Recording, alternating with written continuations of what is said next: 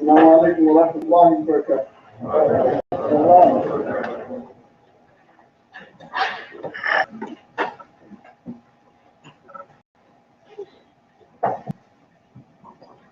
الله أكبر.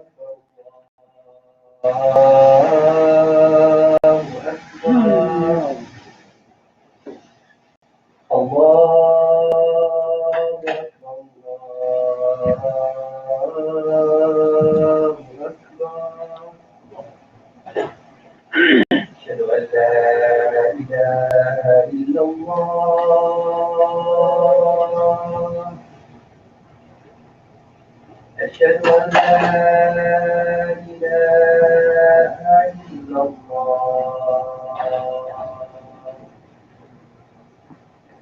أشهد أن محمدا رسول الله. أشهد أن محمدا رسول الله. حي على الصلاة. حي على الصلاة. حي على الفلاح. حي على الفلاح. الله أكبر. الله أكبر. لا إله إلا الله.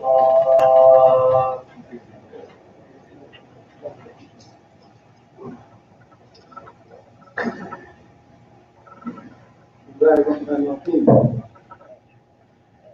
إن الحمد لله نحمده ونستعينه ونستغفره ونؤمن به ونتوكل عليه ونعوذ بالله من شرور أنفسنا ومن سيئات أعمالنا. من يهده الله فلا مضل له ومن يضلل فلا هادي له. وأشهد أن لا إله إلا الله وحده لا شريك له وأشهد أن محمدا عبده ورسوله.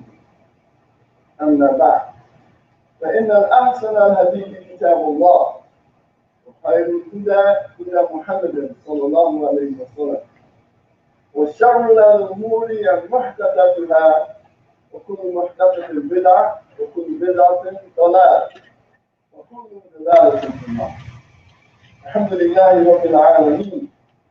All praise and gratitude is due to Allah. We thank Him, we seek His aid and forgiveness, and we believe in Him, and we rely totally upon Allah subhanahu wa ta'ala.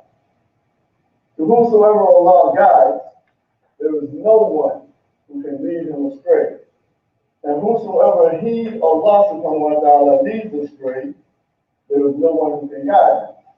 And I bear witness that there is none worthy of ibadah except Allah subhanahu wa ta'ala. And I bear witness that Muhammad sallallahu alayhi wa sallam is His servant and messenger.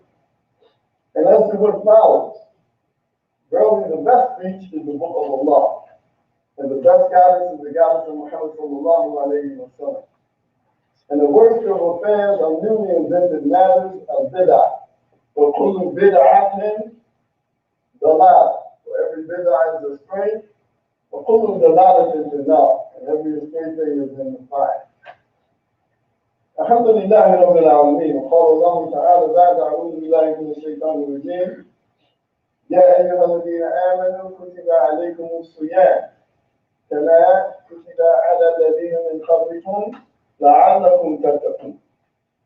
الحمد لله رب العالمين. Allah subhanahu wa ta'ala informs us in Surah Al-Baqarah, ayat 183, that addressing the believers, O you who believe, that fasting has been prescribed, has been written, has been ordained, has been obligated upon you in the same way that it has been obligated on those who came before you,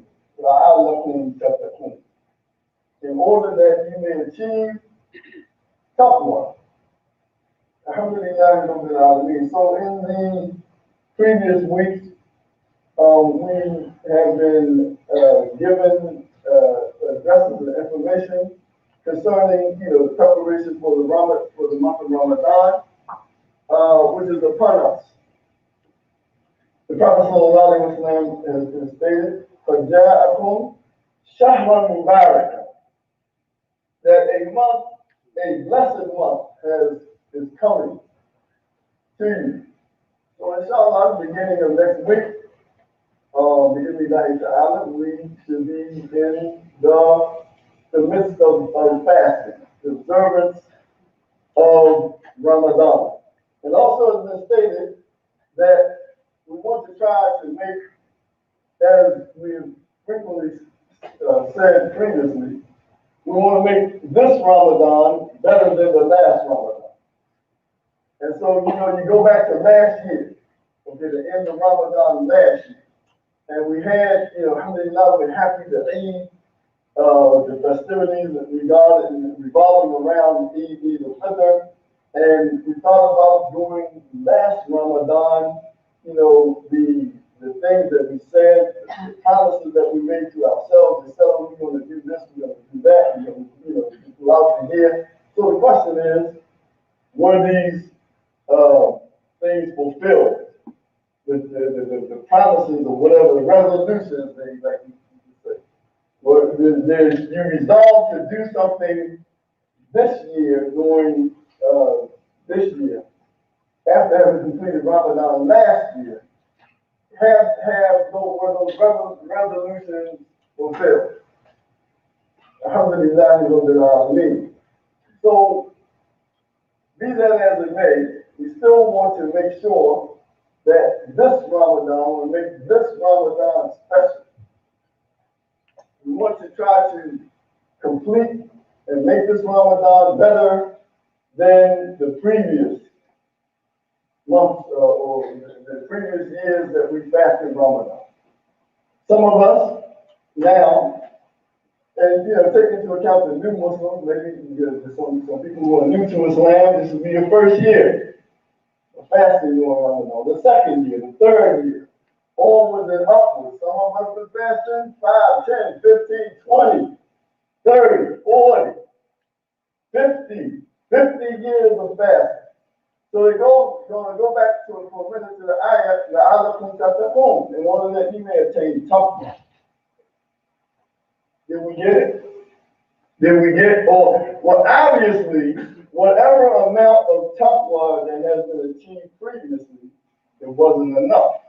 Because you got to get some more. You got to get some more taqwa. And one of the main points I want to emphasize today is that the observance of Ramadan is for the entire community. The observance of Ramadan is for the whole Muslim community. Now look at this. There are various categories of the observance of Ramadan. Some of us are in a category where you have to fast. You're young, able-bodied, etc., no illnesses, etc. You must fast from just before the Fajr up until Maghrib, however many hours that is. This time of year, a little bit better than it was a couple of years previously, because we're fasting in April. We've been through the last few years, we've been through fasting in the heat of the summer. Alhamdulillah. So now, whatever 12, 13, 14 hours, you must fast. You can't eat, you can't drink. Those of us who are married, you can't engage with intimacy with your wives during this time. However, there's more to it than that, which we'll get to in a minute. Those of us who are in the category, you must fast. You have to fast during this month. Kutiba alaykum siyam. It's mandatory. No ifs, ands, or buts about it. Now, Allah also says that if you are sick or on a journey, then those days must be made up from other days. So the observance of Ramadan includes those of us who are fasting, those of us who have an issue or illness or traveling, etc., who cannot fast for that day. Those must be made up. And then maybe there's some of us who have some type of permanent condition, and you have to take medication or what have you throughout the day, and you don't have to, the fasting, you are exempted from fasting. However, those of us who are in that category, you have to feed people. So we're all observing Ramadan in one capacity or the other. Either you're fasting, either you have a temporary exemption, the days have to be made up, or you have a condition which allows you to feed people. And this also includes the elderly. There's some issue about the Masjid. There are some people who are afflicted by mental illness, and they go in and out. On those days where they are sane and have in possession of their faculties, then they can fast. However, other days, they know they're out of it. They lapse into a state where it's not required that they fast. And Allah knows best. But the main point is that we all observe Ramadan in one capacity or the other. Okay? Which means, this brings us to the behavior during Ramadan. Okay? The Prophet ﷺ said that he who does not give up falsehood and the actions that are associated with it, Allah has no need of him giving up his food and drink. So, your body is fasting. You're not eating. You're not drinking. Guess what? Your tongue is fasting too. Your mind is fasting. Your ears are fasting. Your mouth is fasting. So during this time, at no other time, this is an opportunity, a great opportunity has come upon us once again, where we can earn and attain and achieve the blessings of Allah subhanahu wa ta'ala. So we should be engaged in ibadah. We should be, well, guess what? You're supposed to be making salah on time anyway. When it's not Ramadan, especially during Ramadan, make it a point. Make it your business to, whether you have to have a calendar, keep something in your pocket, make sure you note the times of salah. And make your salah on time every day. Now, this is within Ramadan or without Ramadan, but you get more blessings during Ramadan. Preferably, inshallah, things are loosened up a little bit, preferably in the masjid for the men. Inshallah, bi'idhnillahi ta'ala. Then not only your fard salah, make the sunnah. The Prophet ﷺ would make certain sunnah salah. Salat al-Fajr. Okay? Salat al-Fajr, what? 5:30 in the morning? You get up during Ramadan now. You have to get up before Fajr and eat the suhoor, which is recommended. Eat a meal. And then make the Salat al-Fajr on time. 2 rak'ahs, 2 sunnah before Fajr. Then you make your fard, the fard for Salat al-Fajr. And then we can add on some additional salat, the Salat al-Duha. This is after the sunrise. And not to mention the numerous blessings that we can get. And they say if you make Salat al-Fajr and sit there and remember some of Allah subhanahu wa ta'ala, then when the time of Duha comes in, you get up and make 2 rak'ahs. Look at the blessings in that. And then Salat al-Dhuhr. There's the 2 or 4 sunnah before Salat al-Dhuhr and the 2 sunnah after it. And then Salat al-Asr. can make 4 rak'ahs before. Now there's no salah after Asr, but you can make some rak'ahs before Salat al-Asr. Salat al-Maghrib. 2, you can make some sunnah before Maghrib and after Maghrib. And Salat al-Isha. Sunnah before and after. So if you look at this, you find that our day revolves around the remembrance of Allah subhanahu wa ta'ala. Not to mention the fact that Allah subhanahu wa ta'ala says, Shahr Ramadan alladhi unzila fihi al-Qur'an. The month of Ramadan is the month in which the Quran was revealed. Who doesn't live that? Guidance for the people. I want to make a note of something. We say that, alhamdulillah, the guidance is for everybody. Well, look at Surah Al-Baqarah. Allah says, ذَلِكَ كِتَابُ لَا رَيْبَ فِيهِ هُدًى لِلْمُتَّقِينَ. He says that this is the book. Imagine that. This is one of the most boldest statements I've ever read. This is the book. And it is guidance sure without doubt. And it is guidance la rayba fihi hudan. And it is guidance to whom? Who is the guidance for really? Hudan lil-muttaqin. The guidance is for the muttaqin, those who fear Allah subhanahu wa ta'ala, those who have Allah consciousness in their minds, in their hearts. Those who don't even think about or dream about doing anything that will be in disobedience to Allah subhanahu wa ta'ala.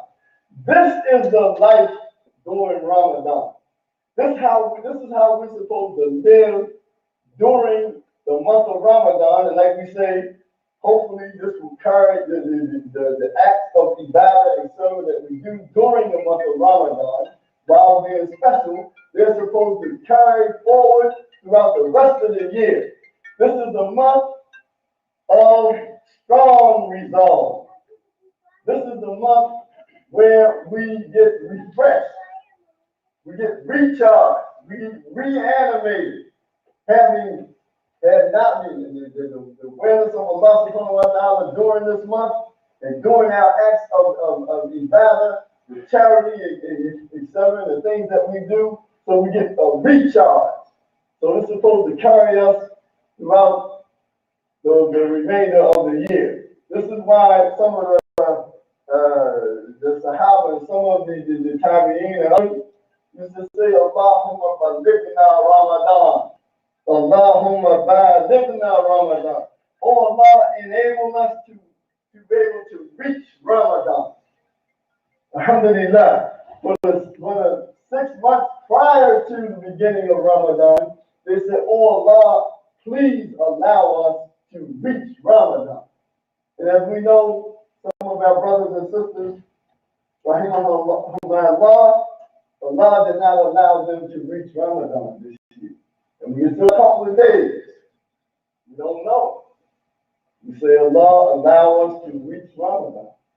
And then for the next 6 months after Ramadan, they would make dua that it would be accepted. Alhamdulillah, you make salah. Alhamdulillah, you fasted. Alhamdulillah, you gave the charity. Alhamdulillah, you made the salat al-tarawih. You came to the masjid or at home and you prayed these additional raka'at during the month. Was it accepted? Did Allah accept this ibadah from you? So they said, the name was Imam Ahmed said, okay, some of the ibadah that we do, right? You put forth your ibadah, you make the salat, all you get credit for is a half. You got a half of it. Or you may get a fourth or a fifth. Come on now, let's be real. Let's be real. Is the ibadah in the salat that we're doing, is it really sincerely for Allah subhanahu wa ta'ala? Huh? You know and Allah knows best. So brothers and sisters, Ramadan is coming. Shahru Mubarak, right? And so the Qadr, Laylatul Qadr says that in it contains a night, one night. That's better than 1,000 months. One night is better than 1,000 months. 83 point something years. Huh? Oh, so we're gonna get personal for a minute. A lot of times we say we're not gonna, we're gonna get personal. We're gonna get personal today. Okay. You really have your intention to fast in this month of Ramadan? Huh? Are you really going to not eat? Not talking about pretending. Are you not going to eat from before Fajr to sunset? Huh? Are you not going to drink? Nothing is going to pass your lips in the way of nourishment and go down your throat during this month, right? And those of us who are married, right? And you're not going to have these intimate relations with your wife during this month. Do this for Allah. You're doing this for Allah. Allah says that every son of Adam gets rewarded, right? However, the fasting is for me. Allah says the fasting is for Him, and He'll give His reward. You're doing this for Allah. So, if at no other time in your life, make sure you single out this particular Ramadan, this one, and others as well. But this one, this is for Allah. We're doing this for Allah, and Allah will give His reward. Alhamdulillah Rabbil Alameen. Barakallahu fikum fi Qur'an al-Kareem. ونفعنا بما فيه من البيان والذكر الحكيم. وأقول قولي هذا وأستغفر الله لي ولكم ولسائر المسلمين من كل ذنب إنه هو الغفور الرحيم.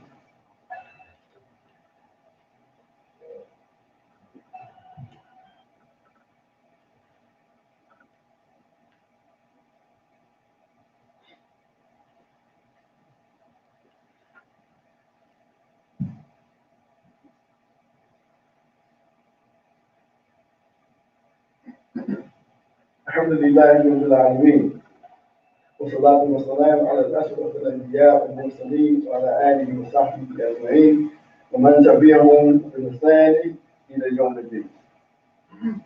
الحمد لله رب العالمين. The Prophet ﷺ, he stated that أكمل المؤمنين إيمانا من أحسن أعمالهم, that the most perfect of the believers regarding their iman is the one who has the most perfect character. The most perfect character. أحسن المؤمن إيمانا أحسنهم خلقهم. The most perfect of the believers are those who have the most perfect character. So again, this is the obligation upon us during the month of Ramadan. We have to make sure that we exemplify, and we are the examples, the true examples of those who practice Islam. When people look at us and when they observe us, we're giving da'wah. And when they see us, they should see that whether it's people outside the house or inside the house, your family and your children are watching you, brothers and sisters. They're watching you, and they'll tell you later on. You may not want to hear it. No, wait a minute. No, you didn't treat me right as a child. Huh? You know this. The children know good treatment from ill treatment. They know how you treated them. People around you know how you treat them. The best of the believers regarding their faith is those who are the best in character. This Ramadan, we want to make sure that we are observing the precepts and the protocols of Ramadan. Prophet Sallallahu Alaihi Wasallam said, if somebody come up to you, want to argue and fight with you, I'm fast. I'm not going to get into it with you like that. Okay, so let's make sure that we have the potential to obey Allah subhanahu wa ta'ala and what He has ordered, to not disobey Allah and what He has prohibited, and that we make to try our best to get into Jannah. And lastly, I'll close with something I read called the thieves of Ramadan. Yeah, Ramadan has some thieves that take away from the sanctity and the protections, etc. Television, number one, television.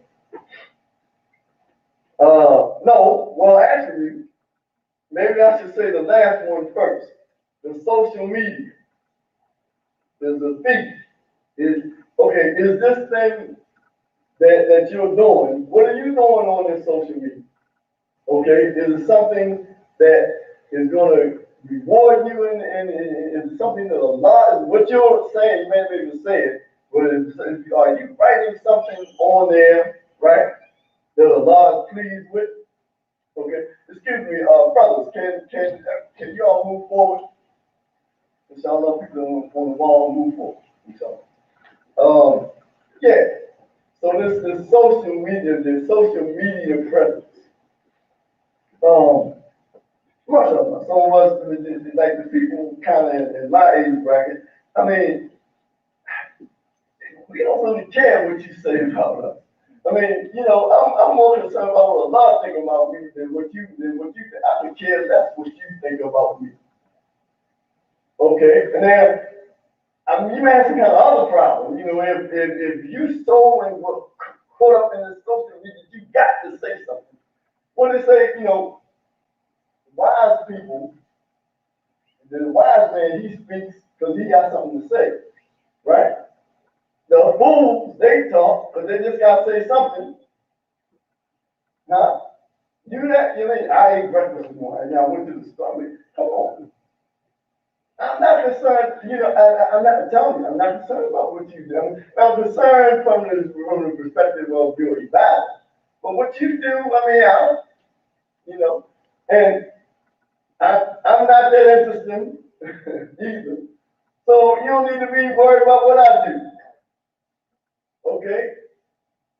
Okay, well, so what if can we institute fasting from the cell phone for a month? Can you do that? Or would half of us be in a hospital somewhere? Psychological disorder. Huh? Put it down. Put the thing down, this device, put it down. We're not going to, whatever, however you may need to use it for your daily business or whatever. Put that down, pick up the Quran. Okay? The kitchen for our sisters. Okay? No, the brother shouldn't have you in that kitchen, doing all the food and preparation. And you didn't read the Quran today. The sister in the kitchen all day. That's also one of the thieves of Ramadan. The market, the gossip, the telephone, we covered that. Or entertainment. Unfortunately, some of our Muslim countries have gotten to the point it's bad. It's very bad. People stay up all night till Fajr.